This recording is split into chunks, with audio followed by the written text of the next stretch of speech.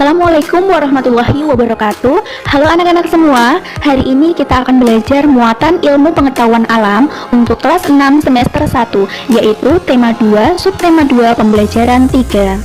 Nah anak-anak, materi kali ini yaitu tentang cara hewan beradaptasi.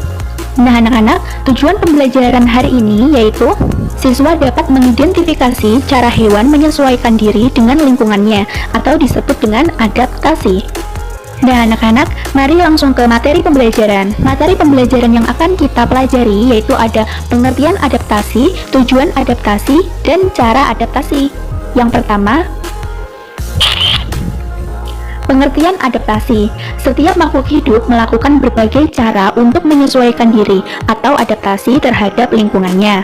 Beberapa contoh bahwa makhluk hidup mampu beradaptasi seperti misalnya tumbuhan yang menggugurkan daunnya saat musim kemarau atau disebut dengan meranggas. Bunglon dapat berubah warna sesuai dengan lokasinya. Untuk paruh burung yang sesuai dengan jenis makanannya, dan berbagai jenis adaptasi makhluk hidup lainnya. Adaptasi adalah cara atau kemampuan makhluk hidup untuk menyesuaikan diri terhadap lingkungannya agar tetap dapat mempertahankan hidupnya. Nah anak-anak, tujuan adaptasi. Beberapa tujuan mengapa makhluk hidup beradaptasi antara lain: 1. Untuk berlindung atau mempertahankan diri dari gangguan musuh atau pemangsa. 2. Untuk tetap mendapatkan makanan, air, atau udara. 3. Untuk bertahan dari berbagai perubahan suhu, cahaya, panas, atau gangguan lingkungan lainnya. 4. Untuk berkembang biak. 5. Tujuan utama makhluk hidup beradaptasi adalah agar dapat bertahan hidup, menjaga spesiesnya agar tidak punah. Selanjutnya, cara adaptasi. Kemampuan makhluk hidup dalam beradaptasi dikelompokkan ke dalam 3 jenis adaptasi, yaitu ada adaptasi morfologi, adaptasi fisiologi, dan adaptasi tingkah laku. Adaptasi morfologi. Adaptasi morfologi adalah adaptasi yang meliputi bentuk tubuh. Adaptasi morfologi atau bentuk fisik merupakan penyesuaian bentuk tubuh makhluk hidup terhadap lingkungannya. Adaptasi ini sangat mudah dikenali dan mudah diamati karena tampak dari luar. Contohnya yaitu aneka jenis paruh dan kaki burung, beragam tipe mulut serangga. Pada adaptasi morfologi, yang pertama terjadi pada burung, yaitu bentuk cakar burung. 1. Kaki bebek. Gambarnya seperti pada layar. Ciri-cirinya yaitu mempunyai selaput renang di antara jari kakinya. Kaki tersebut untuk berjalan di lumpur atau membantu saat berenang. Kedua, kaki burung pipit. Gambarnya seperti pada layar. Ciri-cirinya yaitu mempunyai jari-jari yang panjang, terletak dalam bidang datar, dan berfungsi untuk utuh hingga pada ranting-ranting pohon. Ketiga, ada kaki ayam. Gambarnya seperti di layar. Ciri-cirinya yaitu panjang dan tegak untuk berjalan di darat dan mengais makanan di tanah. Keempat, ada kaki burung elang. Gambarnya seperti di layar. Ciri-cirinya pendek dan bercakar tajam, berfungsi untuk mencengkram mangsanya. Kelima, ada kaki burung kakak tua. Gambarnya seperti di layar. Ciri-cirinya mempunyai 2 buah jari yang mengarah ke depan dan 2 jari mengarah ke belakang, berfungsi untuk memanjat. Keenam, kaki burung pelatuk. Gambarnya seperti di layar. Ciri-cirinya mempunyai 2 jari mengarah ke depan dan 2 jari mengarah ke belakang untuk memanjat. Bentuk paruh burung juga merupakan adaptasi morfologi. Pertama, ada bebek. Gambar paruh bebek seperti yang ada di layar. Jenis makanannya yaitu ikan dan cacing. Ciri paruh, paruh seperti sudu dan pangkal bergerigi, berguna untuk menyaring makanan dari air dan lumpur. Kedua, ada burung pipit. Gambar paruh burung pipit seperti di layar. Jenis makanannya yaitu biji-bijian. Ciri paruh, paruh pendek, tebal, dan runcing untuk memecah biji-bijian seperti padi. Ketiga, yaitu ada ayam. Gambar paruh ayam seperti yang ada di layar. Jenis makanannya biji-bijian dan cacing. Ciri paruh ayam, paruh pendek, tebal, dan runcing. Keempat, yaitu ada paruh burung elang. Gambar paruh burung elang seperti yang ada di layar. Jenis makanannya ada ular, ayam, dan kelinci. Ciri paruh burung elang, paruh tajam, kuat, runcing, dan agak membengkok untuk mengoyak makanan yang berupa daging. Kelima, ada paruh burung pelatuk. Gambarnya seperti yang ada di layar. Jenis makanannya yaitu serangga. Ciri paruh burung pelatuk adalah paruh runcing, agak panjang untuk memahat kayu pohon dan menangkap serangga yang ada di dalamnya. Keenam, yaitu ada paruh burung pelikan. Gambarnya seperti yang ada di layar. Jenis makanannya yaitu ikan. Ciri paruh burung pelikan yaitu paruh panjang dan berkantong besar pada bagian bawah untuk menyimpan ikan. Adaptasi morfologi yang kedua terjadi pada serangga, yaitu bentuk mulut serangga. Pertama, ada serangga kupu-kupu. Gambar mulut kupu-kupu seperti yang ada di layar. Ciri-ciri mulut kupu-kupu: mulut kupu-kupu mempunyai alat penghisap. Kupu-kupu menggunakan mulut ini untuk menghisap sari madu atau nektar pada bunga. Kedua, yaitu ada nyamuk. Gambar mulut nyamuk seperti yang ada di layar. Ciri-ciri mulut nyamuk yaitu nyamuk mempunyai bentuk mulut penusuk dan penghisap. Mulut ini dapat menghisap makanan berupa darah manusia atau hewan. Mulut nyamuk berbentuk tabung panjang dan tajam atau runcing. Bentuk mulut seperti ini untuk menusuk kulit manusia atau hewan. Keempat, yaitu ada lalat. Bentuk mulut lalat seperti yang ada di layar. Ciri-ciri mulut lalat yaitu lalat rumah mempunyai alat penyerap pada mulutnya. Alat penyerap ini mirip spons atau gabus. Alat ini untuk menyerap makanan terutama yang berupa cairan.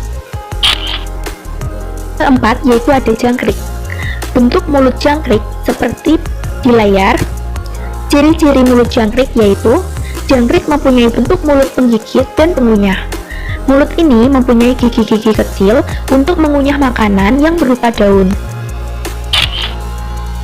Kedua, adaptasi fisiologi. Adaptasi fisiologi yaitu adaptasi yang meliputi fungsi alat-alat tubuh.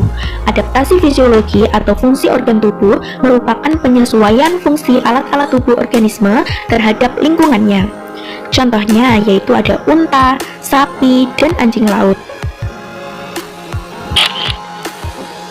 Adaptasi fisiologi yang pertama terjadi pada unta.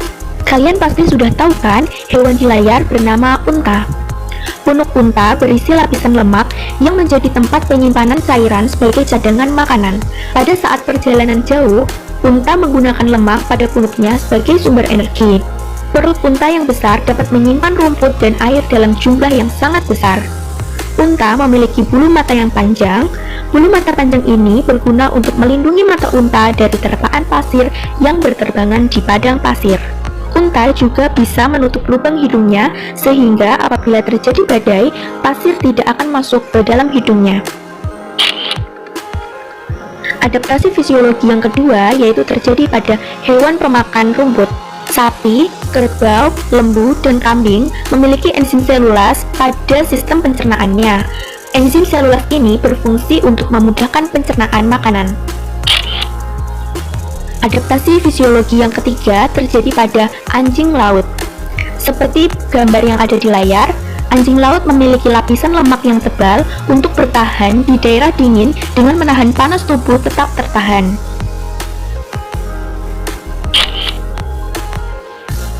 Tiga, adaptasi tingkah laku. Adaptasi tingkah laku yaitu penyesuaian tingkah laku makhluk hidup untuk bisa menyesuaikan diri dengan lingkungannya. Contohnya yang terjadi pada bunglon, cicak, dan kelelawar. Adaptasi tingkah laku yang pertama terjadi pada bunglon. Perhatikan gambar bunglon di layar. Bunglon dapat merubah warna kulitnya sesuai dengan lingkungan atau tempat yang dihinggapinya dan terhindar dari pemangsa atau musuhnya. Bunglon mengelabui musuhnya dengan menggunakan warna kulitnya. Perubahan warna kulit sesuai warna lingkungannya seperti yang dilakukan oleh bunglon disebut dengan mimikri. Bunglon dianugerahi lidah yang panjang dan lengket. Lidah ini berfungsi untuk menangkap serangga sebagai makanannya. Adaptasi tingkah laku yang kedua terjadi pada cicak. Dalam keadaan bahaya, cicak mengelabui musuhnya dengan cara memutuskan ekornya. Hal ini disebut dengan autotomi. Cicak tidak terjatuh sewaktu merayap di tembok. Hal ini dikarenakan pada telapak kakinya terdapat lapisan berupa struktur seperti rambut yang lengket dan tampak seperti guratan-guratan. Adaptasi tingkah laku yang ketiga terjadi pada lumba-lumba. Lumba-lumba akan muncul ke permukaan untuk mengambil oksigen yang ada di udara. Hal ini dikarenakan lumba-lumba memiliki alat pernafasan berupa paru-paru. Adaptasi tingkah laku yang keempat yaitu ada hibernasi. Hewan yang bertahan hidup pada musim dingin dengan terlelap pada suatu tidur khusus yang dinamakan dengan hibernasi. Ciri-ciri hewan yang melakukan hibernasi yaitu suhu tubuh rendah serta detak jantung dan pernafasan sangat lambat. Tujuan dilakukannya hibernasi yaitu untuk menghindari cuaca yang sangat dingin, menghindari kekurangan makanan, dan menghemat energi. Hewan yang melakukan hibernasi yaitu ular, kura-kura, dan kadal. Adaptasi tingkah laku yang kelima yaitu ada estivasi. Pada musim panas, udara sangat panas dan kering. Beberapa hewan bergerak mencari tempat perlindungan dan tidur. Tidur di musim panas disebut dengan estivasi. Tujuan hewan melakukan estivasi adalah untuk menghindari panas yang tinggi dan kekurangan air. Hewan yang melakukan estivasi yaitu lemur kerdil, kelelawar, dan tupai. Adaptasi tingkah laku yang keenam yaitu terjadi pada kelelawar. Kelelawar merupakan satu-satunya mamalia yang dapat terbang. Sayap kelelawar terbuat dari selaput tipis yang membentang antara tulang-tulang jari dan tulang lengannya. Pada bagian atas tiap-tiap sayap terdapat cakar yang digunakan untuk melekat pada bantuan saat menggantung di dinding gua. Kelelawar mencari makan di malam hari dan tidur pada siang hari.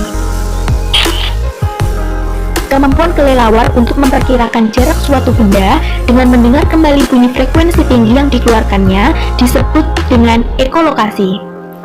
Dengan kemampuan ekolokasi ini, kelelawar dapat terbang di kegelapan malam untuk mencari makanan tanpa menabrak apapun. Adaptasi tingkah laku yang ketujuh terjadi pada terenggiling.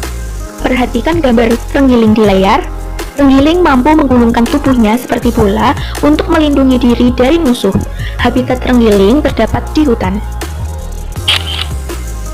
Nah anak-anak, itu tadi kalian sudah belajar tentang pengertian adaptasi, tujuan adaptasi, dan 3 cara adaptasi pada hewan, yaitu adaptasi morfologi, adaptasi fisiologi, dan adaptasi tingkah laku. Sekian, terima kasih. Wassalamualaikum warahmatullahi wabarakatuh.